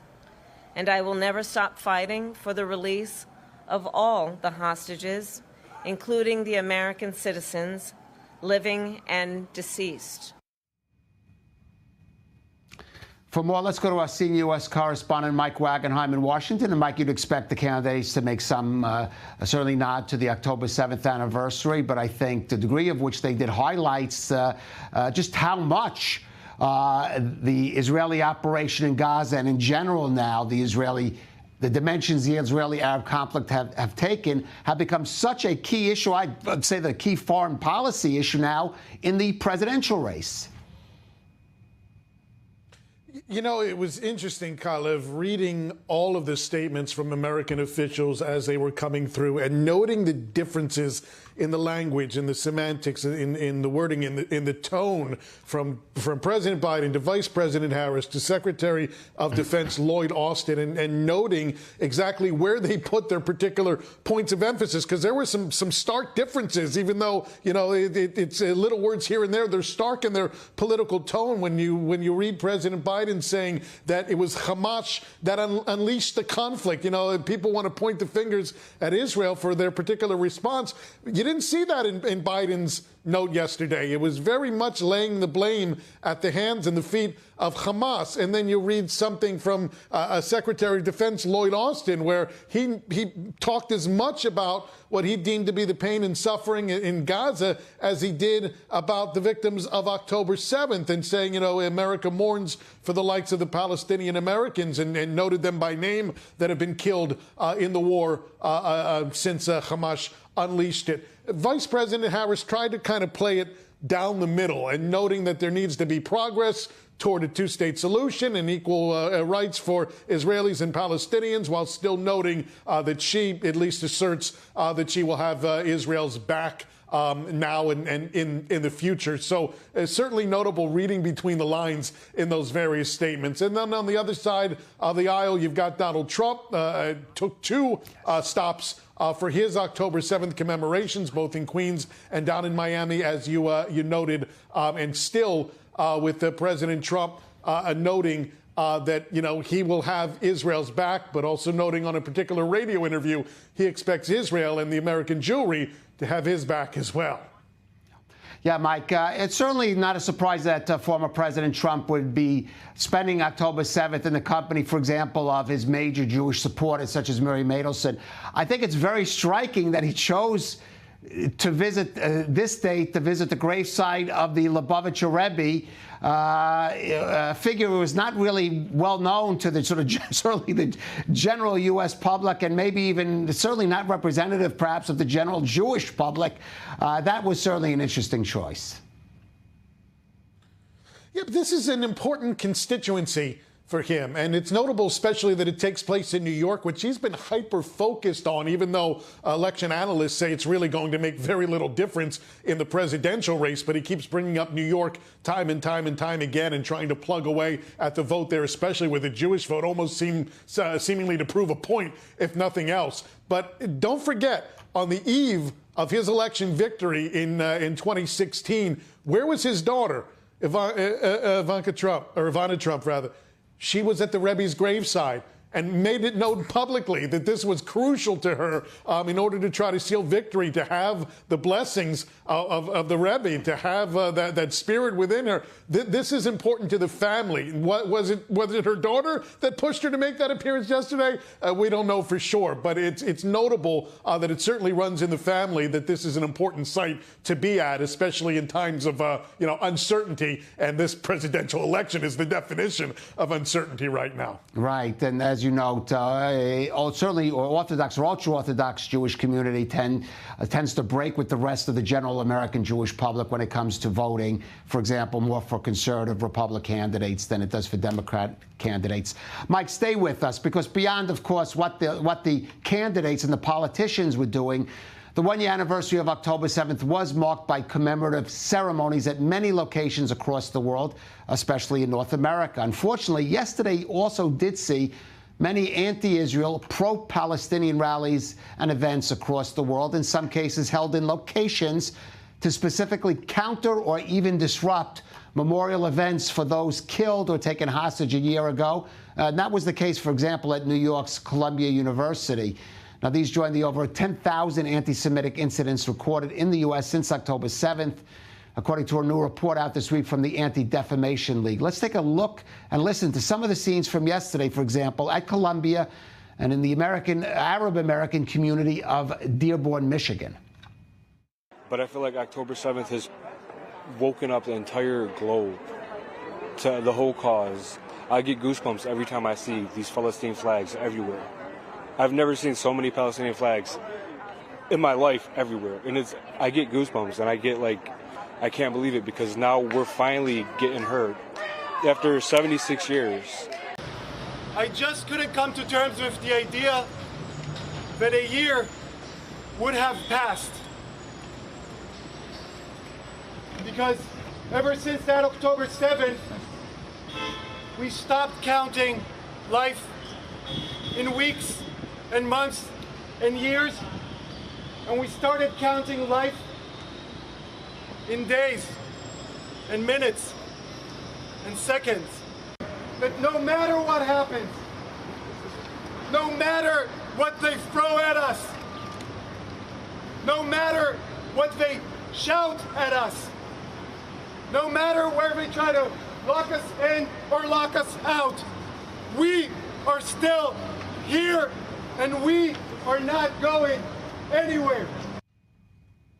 And Shai Davidai, the associate professor at Columbia, who was one of the very first to really call out growing anti-Israel incitement, anti-Semitism on campuses. And Mike, I think a lot of us coming into the new school year wondered whether we'd see the intensity of protests that we saw last year. The school year started slower, I would say, in terms of seeing that. But now, especially with the presidential election approaching, these incidents do seem to be, and these pro-Palestinian, as I said, in many cases, anti-Semitic rallies and incidents seem to be revving up. Yeah, there needs to be a division line there made between pro-Palestinian protests and pro-Hamas protests. There is a distinct difference, and we're seeing both of them so far. And you're right, there was maybe a little glimmer of hope that while the issue wasn't going to suddenly disappear off college campuses, it was less violent, less disturbing to campus life, at least for a little while. Not the case around this time, and yeah, there isn't much hope going into election season either. We did see these protests on American streets yesterday in New York, which was particularly disturbing. The level of vitriol, the level of violent rhetoric, and also a violent incident against a Democratic fundraiser and a co-founder of Democratic Majority for Israel, Todd Richmond, who was struck by a protester wearing a mask. His nose was bloodied. We have no further information on the incident. It looked like he would be okay, but still the very fact that, as we saw elsewhere, a Jew with an Israeli flag getting chased down the streets of Manhattan, running away from the mob after they threatened this particular individual. These things are quite unsettling that they continue to happen here, and more obviously needs to be done in these particular situations, especially in New York, where police have generally been dependable in these situations. They seem to be caught off guard a little bit yesterday. We saw video of police belatedly trying to throw up barriers to protect a pro-Israel rally in Times Square, and the fact that they're carrying over barriers while the mob is already ascending. Notable that they appeared to be caught a little bit late in their preparations yesterday, and getting caught late in preparations can lead to violent incidents like we saw yesterday. All right, disturbing trends, and unfortunately, certainly leading into the presidential election. I expect we're only going to see more of this going forward, but especially disturbing to see it on October 7th itself. Mike Wagenheim there in Washington, D.C., thank you for that.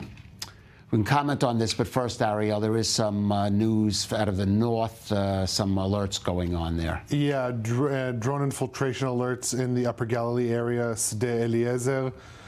Usually what happens, as the IDF indicates, first there's the sirens, and then when the drone is either intercepted or is no longer a threat, then they indicate that that threat is complete. So the situation right now in the area of Ayelet HaShachar, Sde Eliezer, this is in the Upper Galilee, of suspected drone infiltration, and obviously people in those areas are instructed to go to their safe rooms. All right. I want to go back to the U.S. for a minute and discuss. We touched on it a little earlier. Of course, that phenomena is disturbing in and of itself, what we reported on the campuses and elsewhere. But, of course, the role of the presidential election and has to factor in somewhat. There are some reports coming out just this evening whether Defense Minister Gallant will be going to the U.S. Apparently, some reports in Israeli media saying Prime Minister Netanyahu would like to first have a phone conversation with President Biden ahead of a potential response to Iran. But clearly, we have that presidential election coming up next month. After that election, President Biden will be in a sense, a lame duck. He won't have to worry about the election of his potential successor, Kamala Harris, which may free him up to take action, other actions that otherwise he might not do before an election for example, freezing arms shipments to Israel? Doron, how much is that maybe playing in the thinking of Prime Minister Netanyahu in his timing of both the operation in Lebanon and how he's going to respond to Iran? First of all, on a personal the personal relationship between the Prime Minister and the Presidents are terrible. We only today heard a few lines the way Biden is describing Netanyahu. This is a tough, tense relationship, and therefore he insists on this phone call. Right, there are reports of that, but nothing confirmed, we should say. I would think, we can assume that it's pretty confirmed, I think. I think Biden is furious at the way Prime Minister Netanyahu is handling the issues.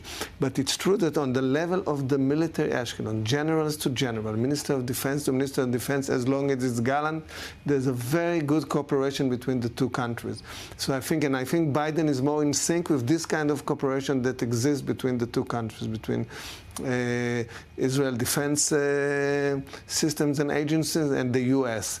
The question is, of course, those personal relationships, whether Netanyahu will try to make moves that would be not responsible.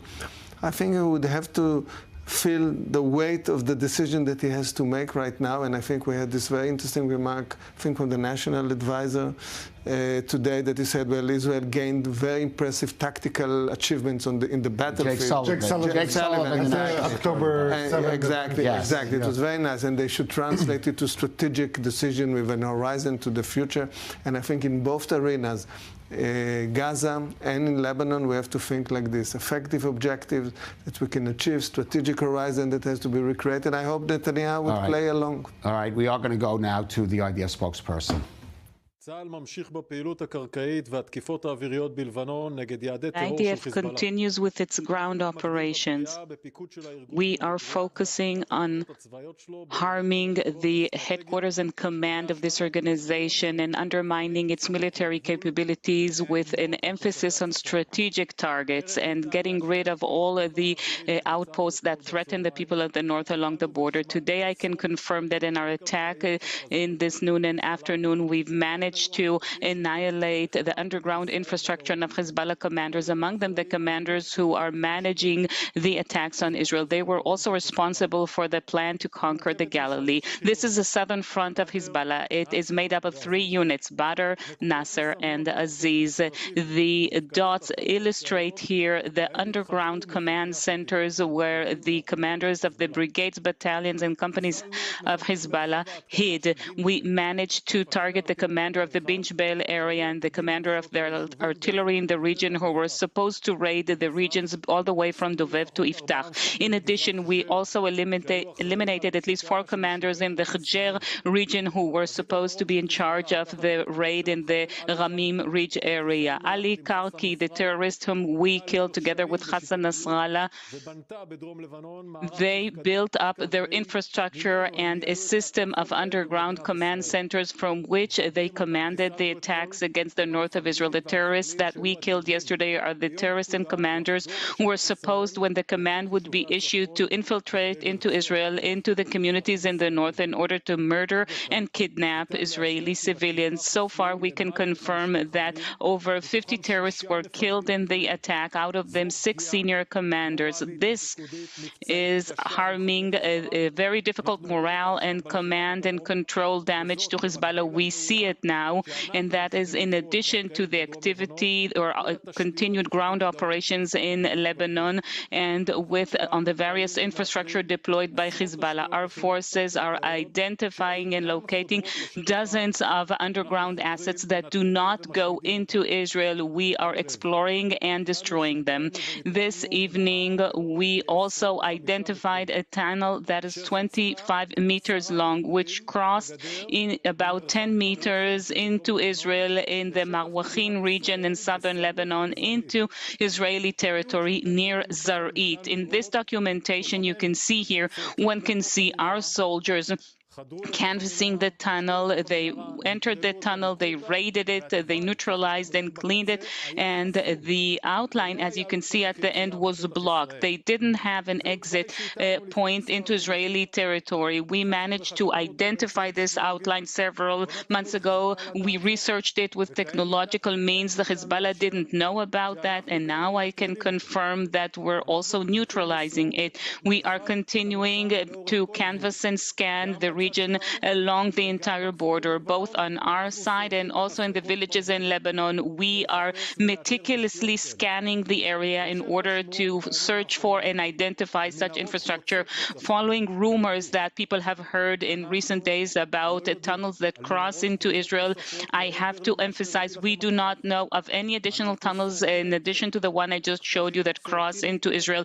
We are scanning very carefully the villages and the area near the border, and we're going to continue with our scans very accurately along with all the technological means at our disposal. This is what we currently have. We've taken care of it, and we're going to continue and operate in this region. Our maneuvering forces in southern Lebanon in airstrikes and in ground incursions have attacked over 3,000 Hezbollah targets, which include underground infrastructure and means of warfare. This is the infrastructure that were supposed to be used in order to raid the north of Israel. In order to illustrate how many means of warfare we find, our forces have found hundreds of Kornet missiles so far. They are entering the area with tanks and other engineering vehicles, and even after a year of fighting in all borders, they continue to be in high capability and maintenance thanks to our technological and maintenance forces that operate inside and outside of Lebanon. Our forces receive very good food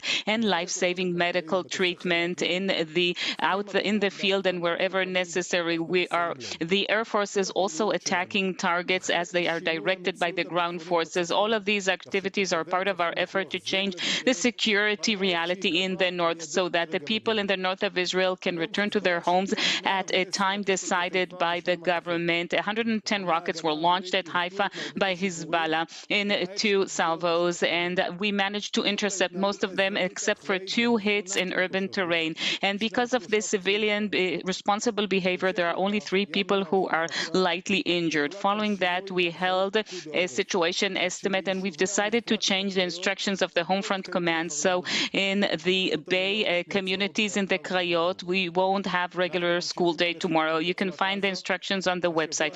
We continue with our combat in the Gaza Strip, and we started a focused raid in the Jabalia region in order to try and prevent Hamas to rehabilitate itself. That is thanks to additional intel that we've gathered. So far, 100 terrorists were killed by our forces, and they continue their activities both in the north and south of the Gaza Strip. Yesterday was the first anniversary of the murderous massacre of Hamas. Yesterday, I visited the Nahal Oz and Kisufim outposts, and I met lookouts who were there on October 7th and who continue to serve in the IDF today. They told me what they went through on that day, the challenges that they've been experiencing ever since, and how they deal with grief following their friends who were killed there in Nahal Oz. And they said to me that we must do everything possible. They looked me in the eye and they said, you have to do everything in your power in order to bring back our friends home. Naama, Liri, Agam, Karina, and Daniela, who are being held captive by Hamas in Gaza. And of course, we do not forget the 101 hostages, and we will do everything we can in order to bring them back home. Questions, please. Yoav Borovich, Kan 11 News, and Reshet Bet. All right, we just heard Daniel Hagari speak on a number of issues, including the discovery of that tunnel we spoke with, the state of the operation in southern Lebanon, and the operation in Jabalia, saying that over in the Gaza Strip of some 100 terrorists have been, Hamas terrorists have been eliminated, emphasizing, of course, the fact that the battle in Gaza still continues at high intensity, I would say.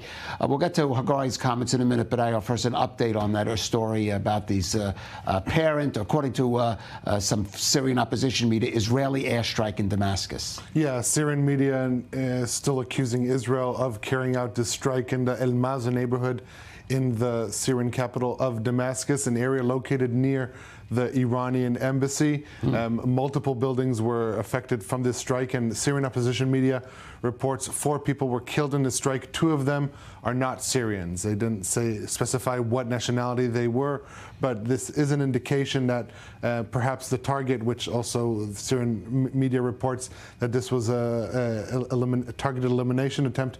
Wouldn't be surprised if we discover in the coming hours that this was either Hezbollah senior official or IRGC, pro-Iranian militia officials, because this area is known to be used by those elements. Unfortunate that it's in a civilian neighborhood, but that's what they do. They use civilian infrastructure to cover their military activities. Doron, if Israel were actually to even launch a strike at Iran itself, it might make a certain degree of sense to also hit a high-profile target, Iranian target, potentially in Damascus, anticipating that anyway there's going to be a response from the additional attack on Iran itself. Well, there's no question. There's an intimate connection between the Syrian system and the Hezbollah and the Iranian, and of course we did it before and we'll continue doing it. We didn't take any responsibility, but I'm sure it was either Iranian or Hezbollah target. Right. And it was also interesting to hear Daniel Hagari about the progress we made in Lebanon, that after we eliminated the top echelon of the leadership of Hezbollah, now we go for regional commands, headquarters, leaders of the, and specifically in this, what we call the buffer zone up to the Litani, but even farther. And I think the progress that was made in all those incursion that we heard nothing about before the ground maneuvering really pays off. I mean, we have good intelligence and we succeed to do the operation in a safely manner, but really locate those leaders and headquarters and eliminate this infrastructure. There's a lot of job to be done in the southern buffer zone in Lebanon. I think the progress is impressive. And he emphasized, of course, the issue of the hostages, which is really as we should. But again, the question is if it's going to be the Hezbollah's capabilities will be degraded enough to allow Israeli residents to return. This would be the challenge. This is still the challenge and the outstanding question. I want to thank Doron Avital, Ariel Osran for joining us on this special edition of The Rundown, and thank you for joining us as well.